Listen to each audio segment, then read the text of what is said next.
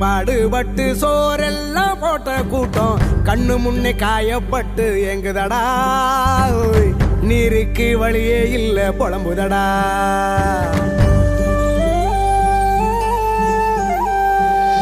ஆகாரம் அள்ளி தந்து ஆதாயம் தந்த கூட்டம் வெந்து நொந்து வெக்கப்பட்டு கேக்குதடா கண்ணீர் வத்தி போய் கலங்குதடா.